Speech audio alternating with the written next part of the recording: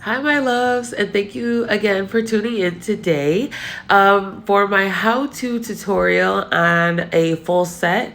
I did do a soak off on her. I didn't record it. I'm using a new recording tripod thing, and it wasn't working out. So but I did do her soak off. As you see in the last, I was just pushing back her cuticles, and now I'm just going in with my 180 grit file and just taking off any of the remaining cuticle area, all the dry skin, as well as any remaining acrylic that I didn't quite get off in the soak off. I do want to apologize for how I sound right now. I hate my voice in general, but especially right now, my allergies are off the chain and I cannot breathe out of my nose. I just, oh my gosh, just, it's unbearable. So bear with me. I do apologize again about that, but I'll try to talk as little as I possibly can so you don't have to endure this. But again, just taking off all these little nip bits just so that we have a very nice clean surface to work with once we start applying our acrylic.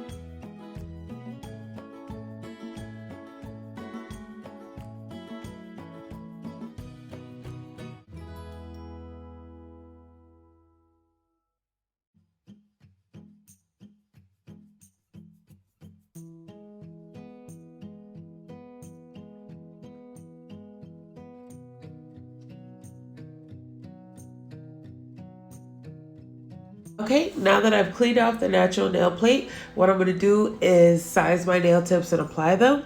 You want to make sure that when you're finding the perfect size nail tip, you want it to reach from sidewall to sidewall. If it's too short, it just will naturally want to pop off because the natural nail, when it grows out, will want to force it off. If it's too wide, what'll happen is it'll create kind of like a pocket in the sidewall area that you can't really file and get to. So what can happen is water, dirt, debris, oils, they can get up under and in there, and then that's what causes lifting and for like the whole nail to pop off. So you definitely want to make sure that it fits exactly from sidewall to sidewall. File it a smidge if you have to. Find the correct size in the beginning so that you're not filing or cutting off too much. Now, if you have a flat natural nail, what you want to do is the two pointy areas that are at the side walls, you want to just cut those off a little bit. Not a lot, but just enough. It'll make it a lot easier when you go to blend in the tip to the natural nail instead of having those pointy areas kind of sticking up. After applying the nail tips, I want to make sure that I size them. She's not getting them cut down. I'll just be filing them even pretty much. So I just want to make sure they're all the same size. People naturally have different length nail beds, natural nail that's left on there, etc. So I just want to make sure they're all even. Then I'm cutting off the sides, and now I'm going to go ahead and file to make sure that those side areas are very sharp and clean lines.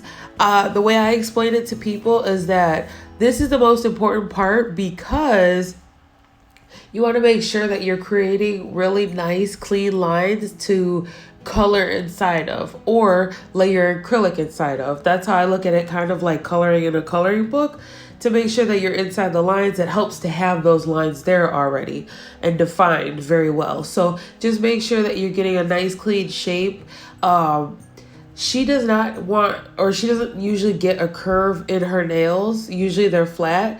So you'll see that I go under kind of like right there and just keeping my nail file flat. I just go under and just get off any extra nail tip that might be under there, but focusing on making sure that I'm keeping my nail file at a 90-degree angle when I'm doing them sides and the end the tip area to make sure that we get a nice squared off shape. Okay, now I'm going to go in with my 180 file again and just go ahead and blend in that nail tip with the natural nail. You really want to focus on your nail file being on the actual nail tip and not the natural nail, because you've already filed that. So just be careful there to make sure that you're not over filing. Then I clean off the nail and of course go in with my Valentino dehydrator, and then I'm gonna go in afterwards with my bonder. Make sure that you're always having a clean nail before you start your next step. Now I always lay a little bit of clear before I put any acrylic on. It keeps from staining the nail, and then also, to be honestly, it holds better on the nail with that clear layer there. Now I'm gonna go ahead and add the color that we're using. I want to say this is Bad and Boujie. That's like our color, me and her. I love Bad and Boujie on her. I just really love Bad and Boujie from Valentino in general. It's such a beautiful, perfect combination of pink and nude. It's just a gorgeous color. So I'm going to go ahead and apply this to all the nails. I think a 2-bead method on all of these nails pretty much, aside from the thumb where I used the 3-bead method for the colored acrylic. That's not including the 1 bead of clear under and then the clear bead I put on top to encapsulate. I always encapsulate, especially when doing colored acrylic, even if it's nudes. The reason why, or my cover blushes or anything, the reason why is because it gives you more surface to work with when you file. No matter how well you lay the acrylic, you always end up filing over the top anyway, just to ensure that all bumps, lumps, etc. are even. So you just, by putting that, encapsulating it with that top layer of clear, you're giving yourself a little bit of extra room, especially in the cuticle area, so you don't file off the nude. You're just filing the clear basically to create a seal. This one, I don't know why it was kind of hot in my room, I think. I don't know, but this acrylic, it took a little bit for this finger. I had to put a couple different beads on there, but no matter how many beads it takes, just make sure that you have a nice foundation. You want that really nice apex. You want a really nice cuticle area leading to the apex.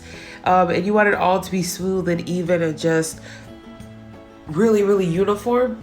For my cuticle areas, the best way that I can explain to get the cuticle, because I think everybody starting out has struggled so much with the cuticle area of flooding.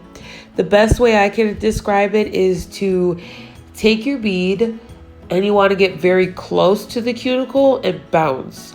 So you're just gently applying pressure and release, pressure, release very quickly. And what that will do is it'll get you very close up to the cuticle area. Then you want to clean off your brush, take a nice clean wet brush, and you just want to tap down at the cuticle area very gently. That'll just create that seal already for you. So when you come up with your file later, it'll be a quick swipe over it and you'll have a nice seal. You won't be trying to get down a whole lot of bulk by creating a big, huge like a mound of acrylic when you really don't need to. So you see here, this is where I'm patting down that cuticle area after I applied the bead. So I hope, if that makes sense, I hope you guys are kind of getting what I'm saying. But it helped me a lot once I finally got to the point where I wasn't flooding the cuticles, to understand how to do it pretty much. So I hope that the way I explained it to you helped. I didn't really find anybody who explained it like that. So hopefully that helps you guys.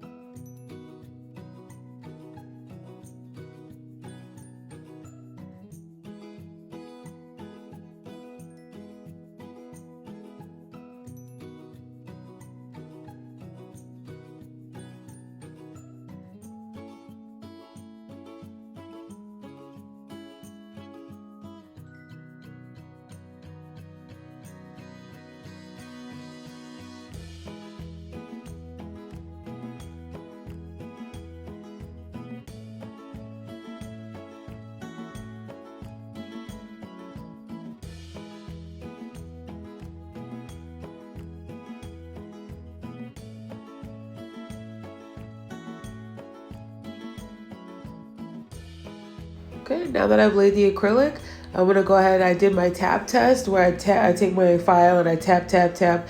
Here clicking, that means of course it's done and it's dry. So now I'm just gonna go ahead and clean up that shape a little bit. We did such a good job of making sure that the shape was on point from jump that now I don't have much to do, like extra stuff to do. I just literally cleaning up a little bit.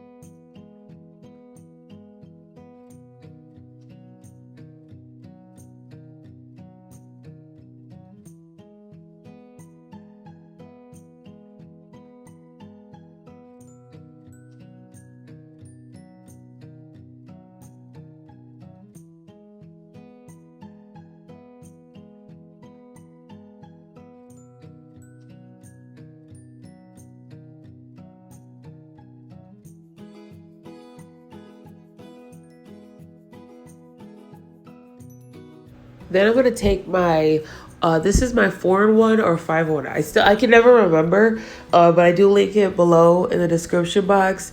I got it off Amazon. I love, love, love this. I was super intimidated by this drill bit in the beginning when I first started using it. Now I've become really accustomed to it. I love it way more than the 180 file when it comes to creating a seal in the cuticle area and then just smoothing out the nails. The 4-in-1 is really great because it's 4-in-1, so I can use the tip in the area that I need to just smooth, and then I can use the base part of it in the areas I need to take a little more bulk off of. So I definitely advise anybody. I know it's super intimidating. I was super scared of this drill bit, but I'm telling you, it'll take your nail sets to the next level. It makes it super, super, super comfortable for the clients. I generally don't nick clients. It doesn't hurt. I don't hear complaints about it. So definitely recommend this drill bit. It will be linked below. But I'm just taking that and I'm just using more of the tip area where I need to just smooth over everything. It gets it way more smoother than that 180 file. Trust me, you'll love it.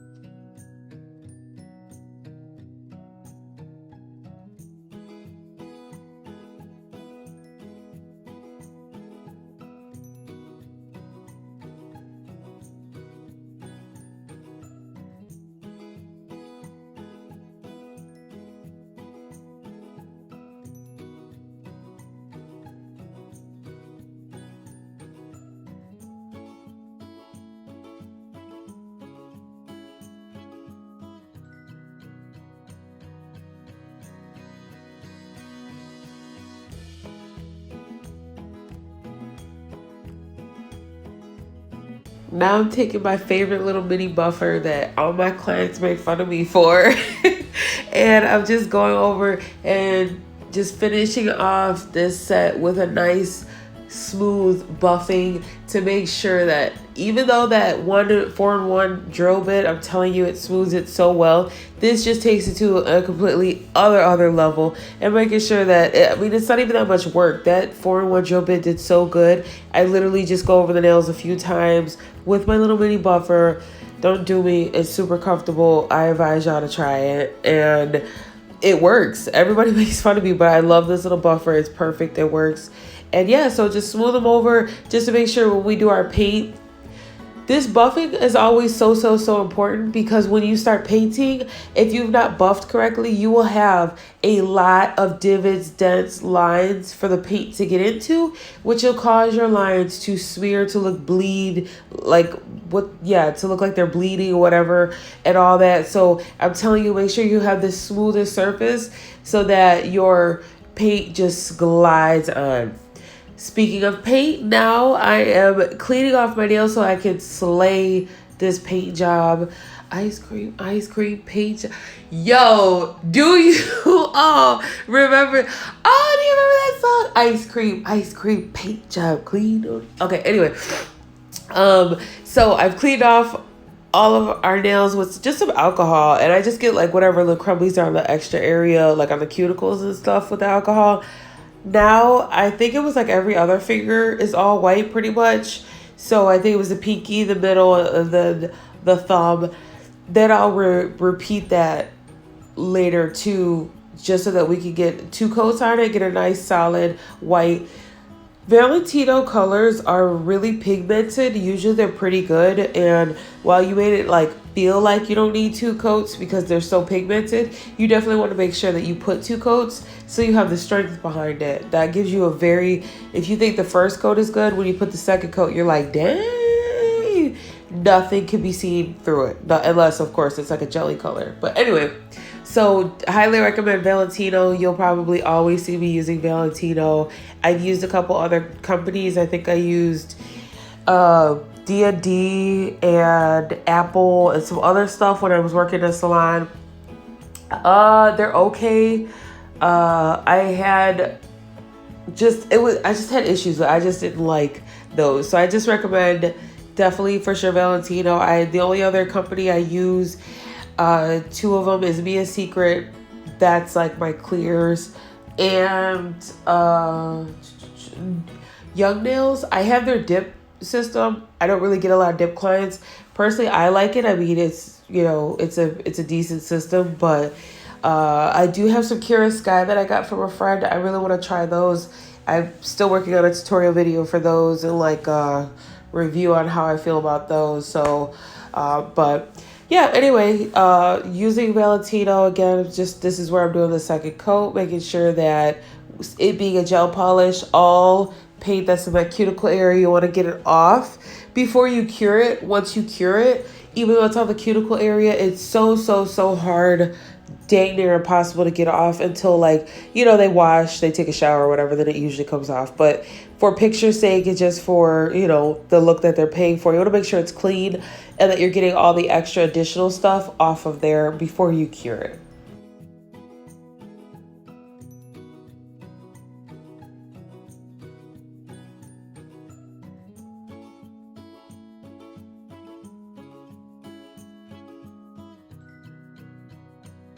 Okay, so now I'm going to take my dotting tool, and I dipped it in the light baby blue color, again from Valentino, and I'm just kind of creating little splats. This is our cow print nail, so I'm just they definitely don't have to be perfect. You want them to be kind of lopsided here, there, everywhere, different sizes, different shapes, different all that. On the pinky nails, I do that on both. I think I'm only show you one hand, how I did one hand pretty much, except for the ring finger on both. But once you create those, this one is just going to be kind of like abstract lines. So I'm just creating a squiggle right now with the blue. This one's got a bunch of different colors in it. It's blue, gray, white, and some sparklies or something. So just creating that first singularly line.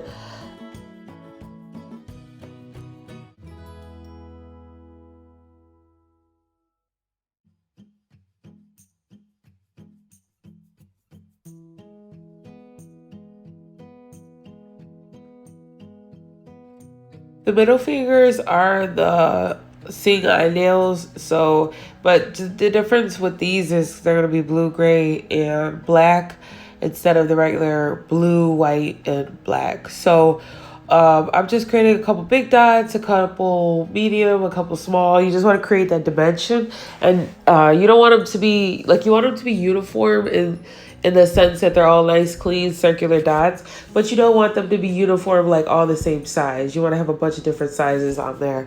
So I do that on both middle fingers, just laying down the blue first, and then we're going to cure that before we do layer the other colors on. For the, for the index fingers, it's these hearts, the kind of throwback hearts. I love hearts. Hearts are my favorite shape in the world. I have so many tattoos of hearts on my body, but hearts are so hard for me to paint. I don't know why. They're like a hit and miss. Sometimes I do hearts and they're just like boom, boom, boom, bam. Those look so freaking good. And then sometimes I do them and I'm like, it take a long time. I'm sitting steady, cleaning them up, doing all kinds of stuff. So I don't know if you guys know any tips or tricks to help me. Leak some stuff in the comments. Comment just things and just let me know what's like your easiest, what tips, tricks do you have to do hearts, because I love them, but they're not the easiest shape to do, like on a nail. Honestly, look, see right there, I'm about to take that off. Redo that. Oh God, they're so hard. Why is it so difficult? I'm watching this now like, wow, I was really struggling low key. High key, because you can kind of see it.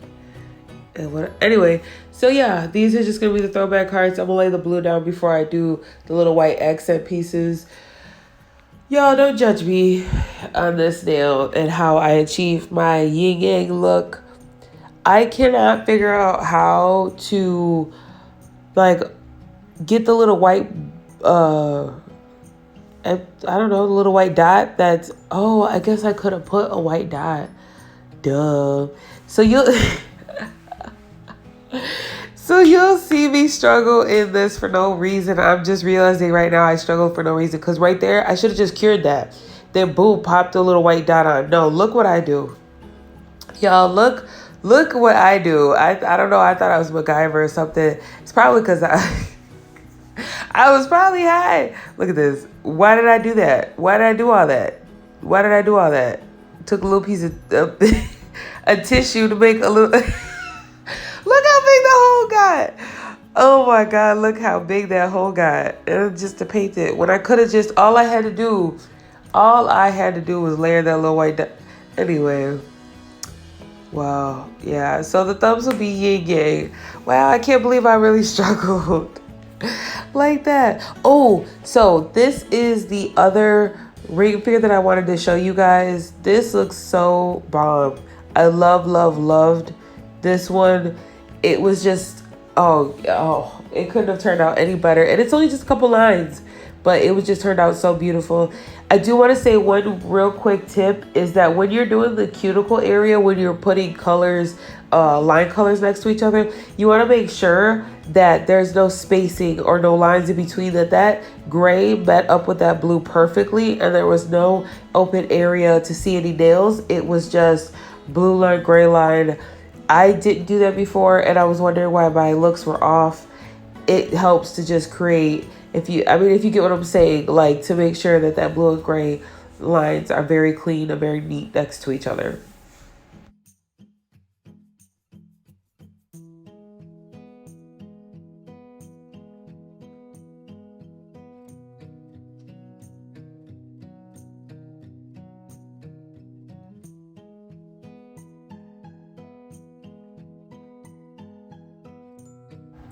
After the gray, I'm gonna pop that into cures before I do the like shiny silver, and then I'm gonna go on to this other hand where I'm doing the same thing. I'm just adding the gray before I add the shiny silver part. And the gray is on this nail, and then I think the seeing eye nail, and I think that's it.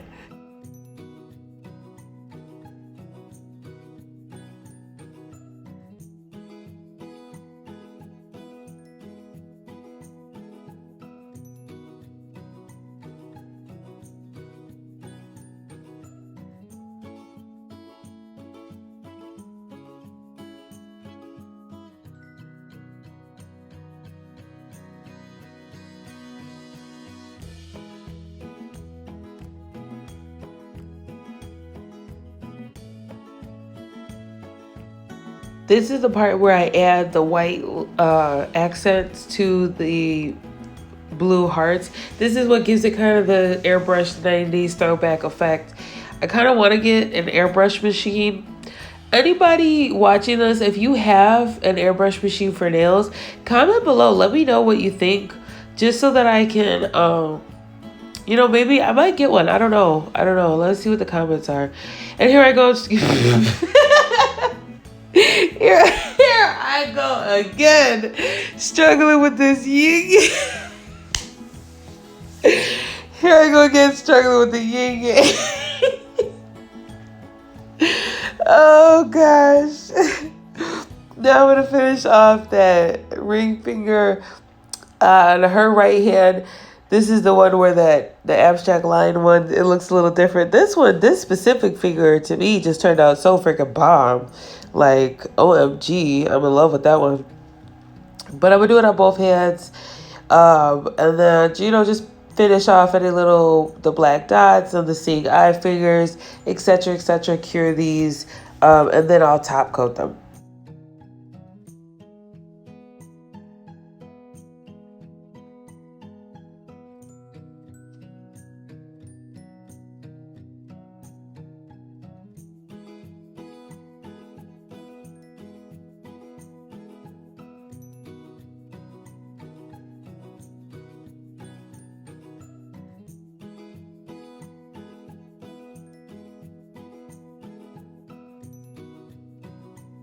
This is where I top coat, and yes. Do you see?